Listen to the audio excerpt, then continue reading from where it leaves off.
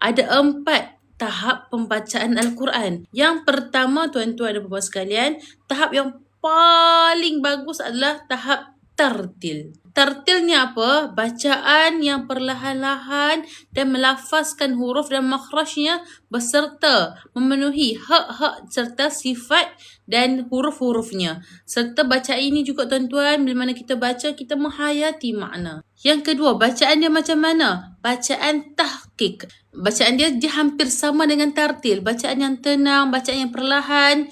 Tapi bacaan yang ni lagi perlahan, lagi lambat.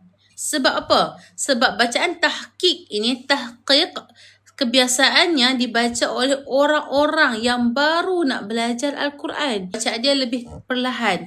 Bacaan dia lebih lambat. Bagi orang yang baru nak belajar Al-Quran, kata Rasulullah, dia akan mendapat 2 pahala. Sebab apa? 2 pahala, 1 pahala di atas usaha yang baca Al-Quran dan 1 lagi pahala di atas huruf yang disebut. Okey, itu yang kedua. Yang ketiga, tuan-tuan dan puan sekalian, adalah bacaan hadar. Bacaan hadar. Hadrun. Okey, hadrun ni apa? Bacaan dengan cepat. Tetapi hukum hakam tajwid masih dijaga. Dia baca laju.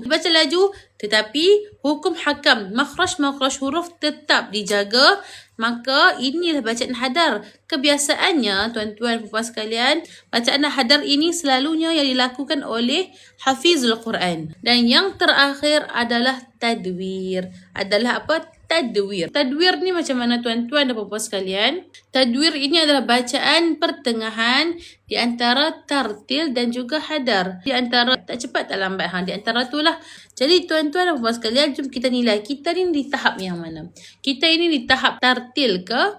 Kita di tahap tahqiq ke? Ataupun kita di tahap hadar? Ataupun kita di antara di tahap tadwir?